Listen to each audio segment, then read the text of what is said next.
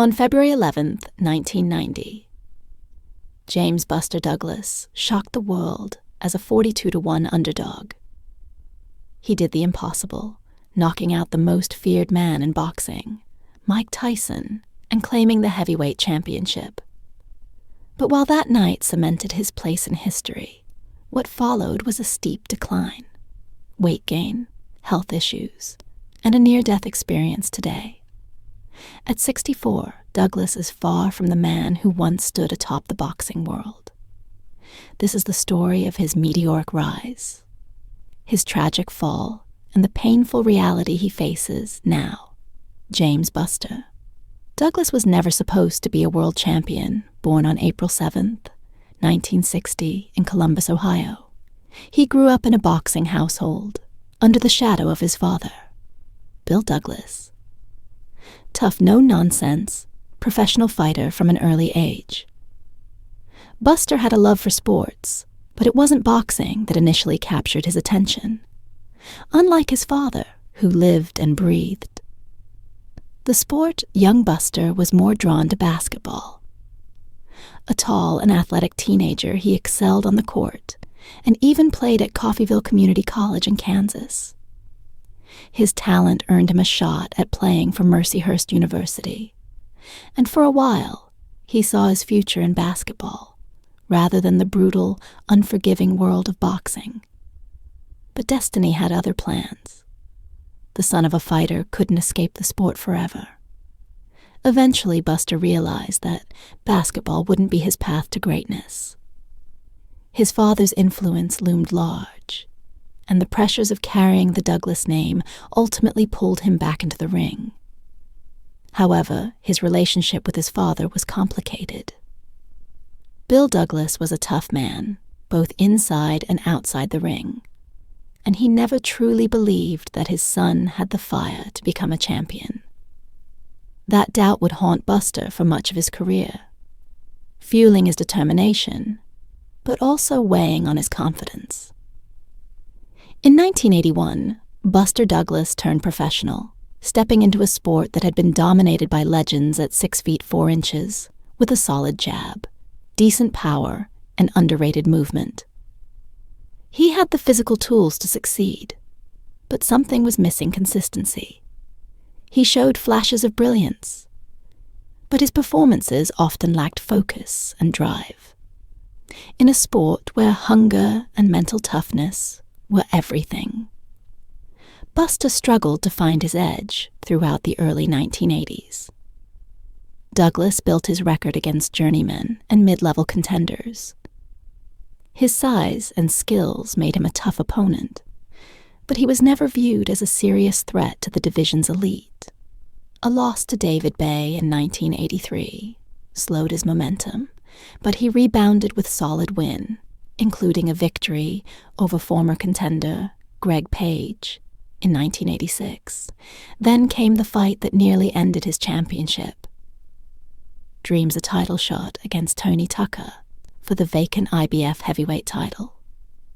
In 1987, it was Buster's first chance at proving he belonged among the best, and for the first 9 rounds, he looked like a future champion.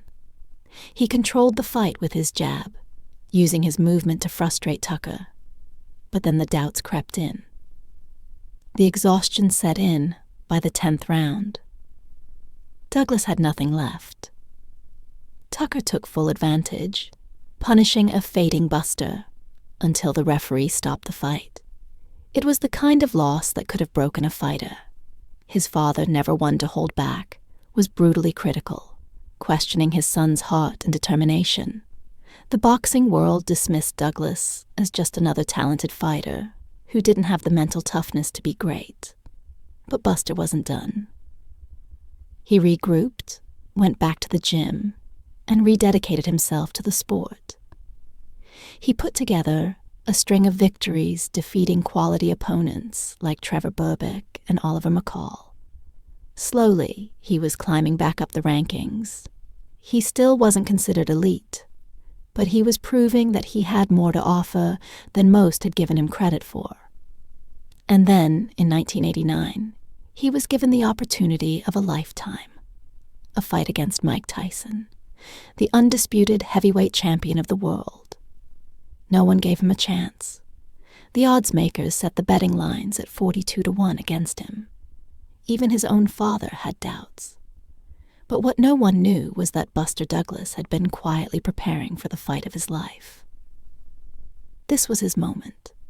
This was his chance to silence the doubters, to step out of his father's shadow and to shock the world. February 11th, 1990. Tokyo, Japan. It was supposed to be another routine destruction for the most feared man in boxing, Mike Tyson. The undefeated, undisputed heavyweight champion had been tearing through the division, knocking out legends and contenders alike. He was seen as invincible, a force of nature who finished opponents before they even had a chance to fight back. And then there was James Buster Douglas. The odds makers set the betting lines at 42-1. To most, he was nothing more than a stepping stone. Another victim lined up for Tyson's highlight reel. Even those who had followed Douglas's career closely knew his history of inconsistency. He had skill. Yes, but did he have the heart, the mental toughness, the belief that he could do the impossible? Few thought so. But what no one understood was that this fight wasn't just about boxing for Buster Douglas. It was about something much deeper. A fight for more than just a title. Less than a month before the fight. Buster Douglas's mother, Lula Pearl. Douglas passed away. She had been his biggest supporter. The one person who always believed in him. Even when the rest of the world doubted him, he was gone. And Douglas was devastated, but instead of breaking him, it fueled him. Douglas dedicated the fight to his mother's memory. This was no longer just a payday or an opportunity. This was his moment. The world may not have believed in Buster Douglas, but he did. The fight begins a different Buster Douglas. From the opening bell, it was clear this wasn't the same Douglas that fans had seen before. He came out sharp, focused, and determined. He pumped his jab, keeping Tyson at bay using his reach and movement to control the fight. The Tokyo Dome, packed with over 40,000 fans, fell into stunned silence. Tyson wasn't walking through him like he had with every other opponent. Instead, Douglas was dictating the pace. Tyson used to opponents, wilting from fear, was frustrated. Douglas wasn't running or clenching. He was standing his ground, landing clean shots, pushing Tyson backwards. The rounds went by, and Douglas kept landing. Tyson, who was known for his incredible defense, and head movement, looked slower, sluggish, unprepared. What was happening round 8, the uppercut that almost ended it? Tyson had struggled all fight, but great champions only need one moment in round 8. That moment came Tyson, finally closing the distance. Uncorked a vicious right uppercut that sent Douglas crashing to the canvas. For a second, it seemed like the story would end like everyone expected, with another highlight. Real knockout for Tyson, the referee began the count. Ainda airied Douglas, his face swelling his legs. Shaky blinked. 8-9. He pushed himself up. He made it. The bell rang. He had survived. And something changed round 9. The beginning of the end for Tyson. Douglas came out like a man possessed. He wasn't just surviving. He was dominating. He battered Tyson with a brutal combination. For the first time in his career, Tyson looked lost. His eye was swelling shut. His punches were slow, and the aura of invincibility was slipping away. Douglas smelled blood, round in the knockout, heard around the world. With 35 seconds left in the round, Douglas launched a devastating uppercut that snapped Tyson's head back. Tyson staggered. Douglas didn't hesitate. He followed up with a flurry of punches, left, right, left. Each one landing cleanly. Tyson went down the man who had never been knocked out, never been beaten. was on the canvas, fumbling for his mouthpiece. The referee began counting. Tyson tried to rise. His body refused the count. Hit 10, it was over. Buster Douglas had done the impossible. The world is stunned. Commentators couldn't believe what they had just seen. The Tokyo Dome erupted in chaos. The invincible Mike Tyson had been knocked out. Buster Douglas was the new, undisputed heavyweight champion of the world. The man who had been doubted his entire life. The man who had been overshadowed by his father. The man who had just lost his mother and fought in her memory had just pulled off the greatest upset in boxing history. The world had changed in an instant. James Buster Douglas was now a legend. One moment. One fight. One victory. That was all it took for James Buster Douglas to go from an afterthought in boxing to the undisputed heavyweight champion of the world. The man the world had dismissed as a 42-1 underdog had done what seemed impossible. He defeated Mike Tyson overnight. Douglas became a global superstar. His face was everywhere. Talk shows, magazine covers, endorsement deals. Companies like Nike, Coca-Cola, and Sega rushed to sign deals with him. Sega even released a video game titled Buster Douglas Knockout Box, trying to capitalize on his sudden fame. For a brief moment, he was the most famous athlete in the world. But fame comes with expectations. Everyone wanted to know, could he do it again? Could he prove that beating Tyson wasn't just a fluke? The world wanted a rematch, but it never happened. Legal disputes, emotional conflicts, and Tyson's own issues derailed any plans for an immediate rematch. Tyson's camp protested the loss, claiming the referee had given Douglas a long count when he was knocked down in round 8. Don King Tyson's promoter demanded the fight be overturned. But after an investigation, the decision stood. Buster Douglas was the rightful champion instead of a rematch. Douglas took the biggest payday of his career, a title defense against Evander Holyfield, for a guaranteed $24 million. It was the biggest fight of his life. And it was the fight that would end his reign before it even began. On October 25th, 1990, just 8 months after shocking the world, Buster Douglas walked into the ring to defend his undisputed heavyweight title against Evander Holyfield. But something was wrong. Confident, hungry fighter who had taken the fight to Tyson was gone. In his place was a man who didn't look ready for battle. Douglas had ballooned up to 246 pounds, 15 pounds heavier than when he fought Tyson. His once chiseled frame had become soft. He looked slow, sluggish, unmotivated. And Holyfield noticed from the opening bell, it was clear Buster Douglas wasn't the same fighter. He moved slower. He didn't have the same energy. He barely threw punches. Then in round 3, Holyfield ended it. Douglas tried to throw a slow uppercut, but he missed. Holyfield countered with a devastating right hand to the jaw. Douglas hit the canvas hard. He didn't even try to get up. The referee counted to 10. Just like that, Buster Douglas was no longer the champion. His reign lasted only 8 months. One of the shortest in heavyweight history. The Cinderella story had come crashing down after losing the title. Buster Douglas disappeared no longer. The champion, no longer a superstar. And without the discipline of a fighter, his life spiraled out of control.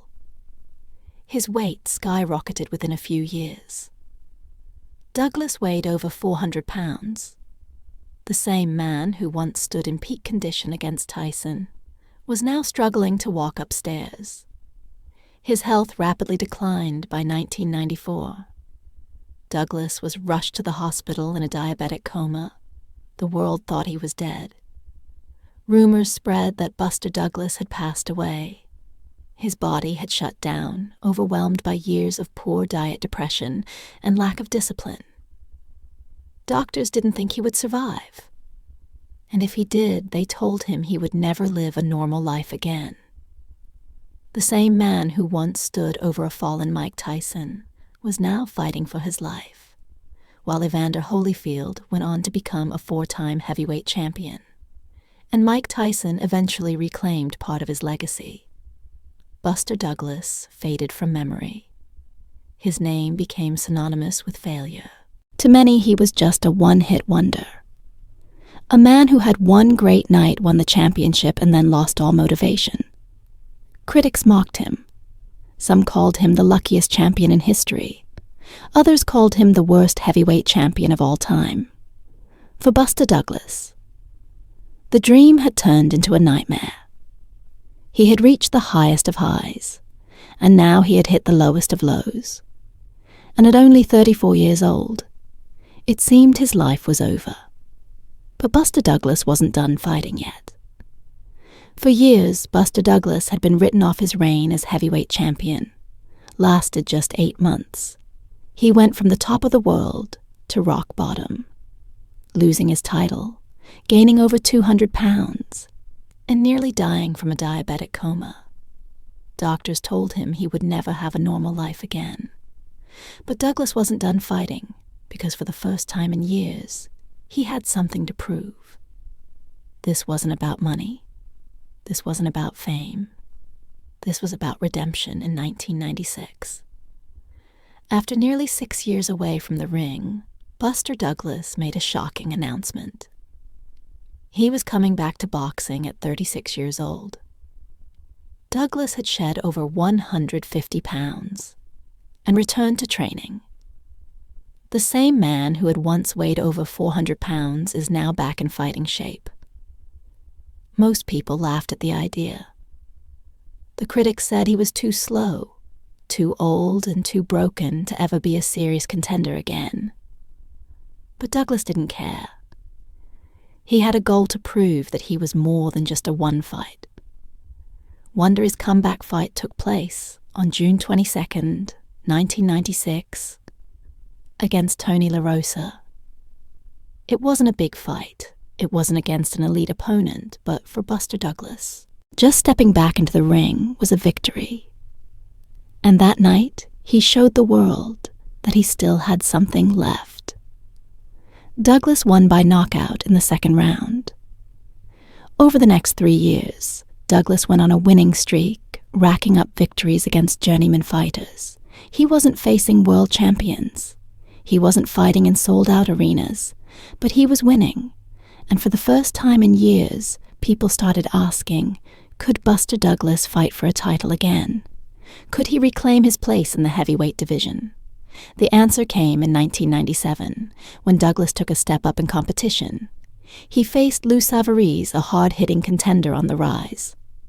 And on June 24th, 1997, Douglas's comeback hit a wall. Savarese knocked him out in the first round. It was clear Buster Douglas would never be heavyweight champion again. He fought 4 more times, winning against lower-tier fighters. But the dream of a second title reign was over.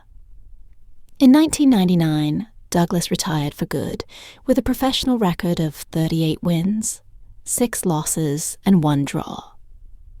This time, he left the ring on his own terms. He wasn't a champion. He wasn't a legend. But he had proven something to himself. He was a fighter until the end for years. Douglas had been defined by one night his victory over Mike Tyson. But after retirement, he finally found something more. He stayed in his hometown of Columbus, Ohio, and dedicated himself to giving back to the community. Buster Douglas became a boxing trainer, mentoring young fighters and teaching them the lessons he had learned.